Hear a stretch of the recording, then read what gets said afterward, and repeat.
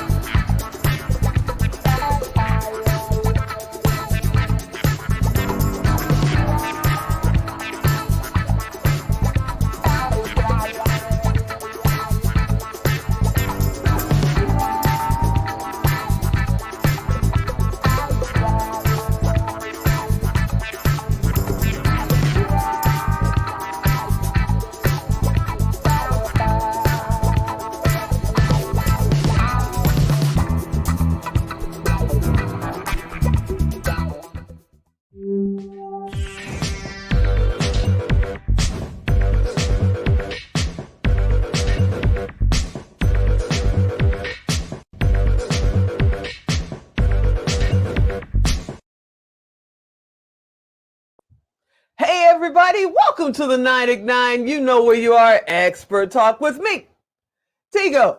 And you guys know I love bringing experts to the table. And at the 9 at 9, we get to catch up with some of the greats that have been on the show before. And if you were here a minute ago when this got started, you saw me talking about the fact that the green in my little logo is being wiped out by my green screen. So there's like a little bit of the Las Vegas background on my chest. Okay, so I got to laugh at myself. There we go. Coming up is Mr. Majic, or as I like to call him, my brother from another mother and father, Mr. Michael Johnson. What's happening, Michael? What's going on? What's up? I'm doing great. Thank you so much for having me on the show today.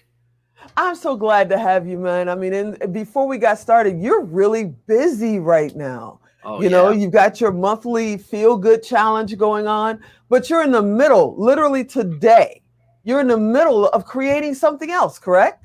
Absolutely. We are constantly creating content and courses.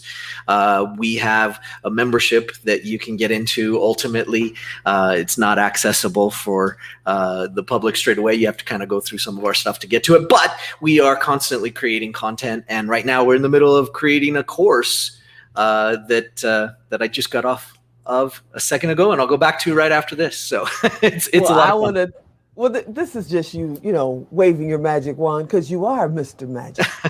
Let's just talk about that. Let's talk about the Feel Good Challenge. What's going on? What's that about? Hey, the Feel Good Challenge is sort of born out of necessity. We work with so many people on mindset and personal development.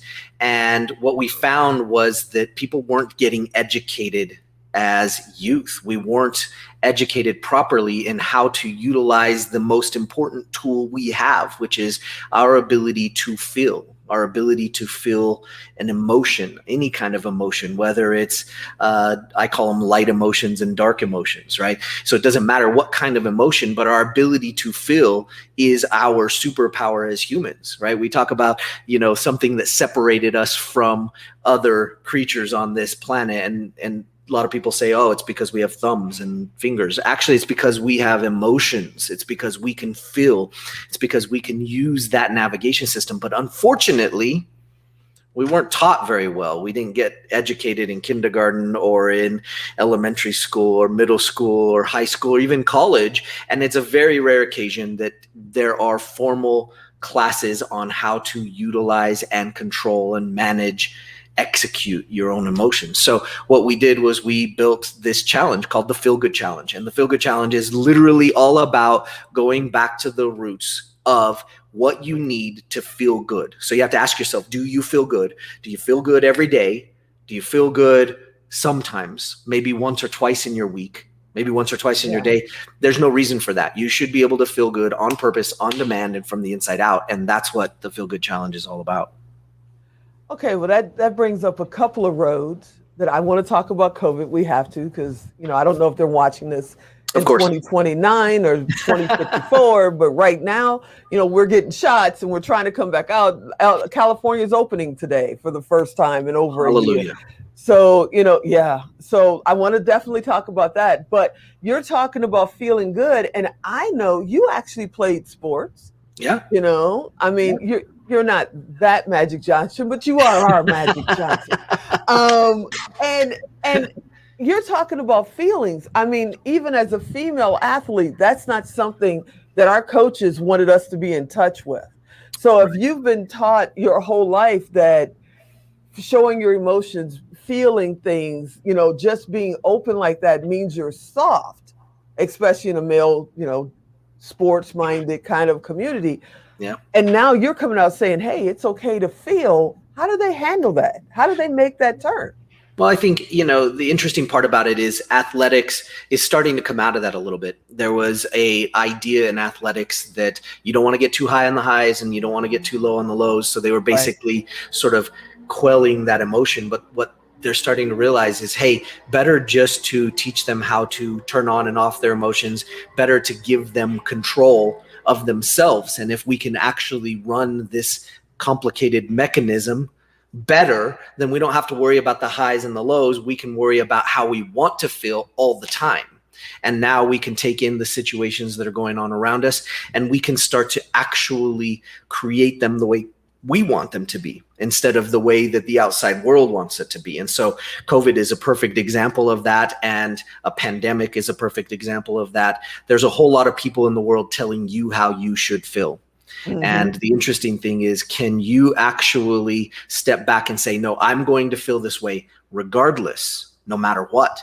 Some people go, well, there's horrible things going on. And I say, yeah, but there's also amazing things going on. The sun rises every day and you do nothing to make that happen. You breathe without thinking about it. In fact, you blink without thinking about it. For goodness sakes, there are some really amazing things that happen all by themselves. There are some really amazing, wonderful things going on in the world. We've got to attach to those. We've got to amplify those. And it takes us starting with us. We have to put that oxygen mask on first. And we have to start with feeling good from the inside out. And most people just haven't been educated in how to do that. Yeah, I'm one of them. I learned at a later date because I had the dad that, basically felt you should eat nails. You should never feel a thing. And just, Gosses don't cry and we don't lose fights. That's the speech I got when I got beat up the first day at kindergarten. Gosses don't cry and we don't lose fights. I haven't lost a fight since, by the way. Well, mind me not to get in a fight. You learn. But I got to ask you, right now people, and I'm again one of them, are terrified of even opening their front door. In a way, they're saying it's okay. They're saying you get the vaccinations and you come out. And I mean, I even was in Costco the other day and they've scraped up the 6-foot distant little signs and stuff. And the casinos are pulling out. We're in Las Vegas, in case you guys didn't know. The casinos have everything pulled out, the plexiglass in between the machines and all of that. How do you address, the fear that you're having just to go back into your regular life? There is two emotions that basically counter, and they're sort of the root of everything. You've got fear and you've got love. And basically all of the light side and all of the dark side emotions fit into both sides of that. So fear and love are sort of the most primal instincts of us as a whole. So when you're trying to combat fear, we have to combat that by giving new meaning to situations. And that's a little bit tough, but one of the easiest ways to do that is through love. And I know that sounds maybe a little la-la, but let's not make it so froofy and la-la, let's make it a little bit more like love. Love can be calm and happy and joy. Love can be appreciation. In fact, gratitude is one of the most important things. So being thankful to be able to get back out, being thankful that you can interact with your friends, being thankful and being in love with the life that you have and living it right now is the most important thing. You see, when everybody was freaking out about the pandemic and thinking about what we can do to reserve and retract, what we should have been doing is pumping more energy into how can we get people water? How can we get them more vegetables? How can we get them more healthy? So that we can combat this as a human race instead of go, hey, there's something outside of us that can fix it. Now, great, we want the help, we want the catalyst, but for goodness sakes, people, drink some water. Get healthy. If you're scared, if you're worried, if you're fearful, let's get healthy. Amen. Right? Like we got to get healthy because we have to rise up by getting more healthy. And that's how we do it. And we do it through love and appreciation and gratitude, not through fear. We have to combat that fear in the best way we possibly can. Well, our business partner, one of our business partners is out there. There's 4 of us. Ann Anders is out there, and she says yin and yang, and I got to agree with her there. You know, our other business partner, G, is probably in a car stuck in traffic somewhere in California. She's dealing with some family stuff, you know, and Alan, being rude as he is, he done thrown that 1 minute. I think he's lying to me because the 9 minutes didn't go that fast.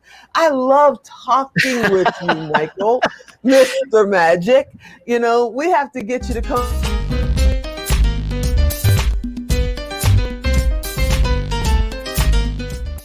I was seriously just closing out.